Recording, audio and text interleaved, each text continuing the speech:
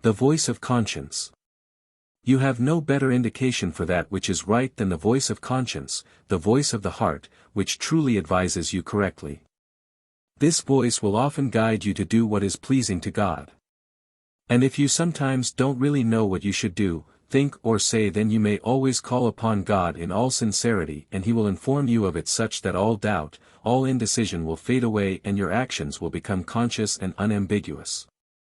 Every wrong thought triggers unease in you, and every right thought will make you feel glad, for all good spiritual beings around you endeavor to mentally inform you as to what you should or should not do, and if you willingly accept these suggestions they will give you inner contentment, whereas the other way round they will awaken in you a feeling of unease in order to make you become aware of the inner voice. The prompting of spiritual friends into doing a good deed is often the reason that this deed will then also be carried out, for a person on his own is often too weak-willed if he is not stimulated to do good. And if he only listens to the inner voice, he will be correctly guided. The realization of that which is right will likewise awaken him if he wants to act correctly. For his God-inclined will persistently rejects what is wrong. After all, this will attract the good and knowledgeable forces which will instruct him truthfully.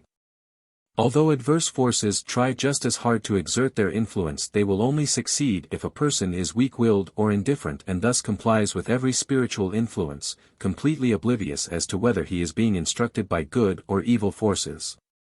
This is where wicked forces have an easy game, although afterwards the voice of conscience will sound reproachfully and disturb his inner contentment.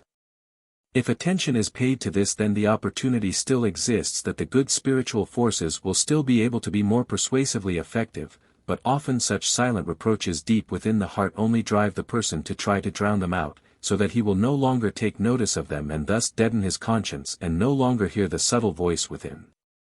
And this is extremely unfavourable for the soul.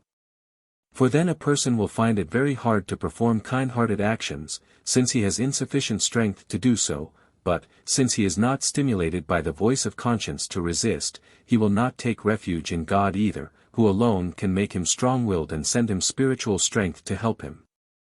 If, however, a person cultivates the voice of conscience within himself, if he complies with everything this voice instructs him to do or not to do, and if he finally, after every question posed to the eternal Deity, listens to this voice, he is not likely to take any other path than the one which leads to realization.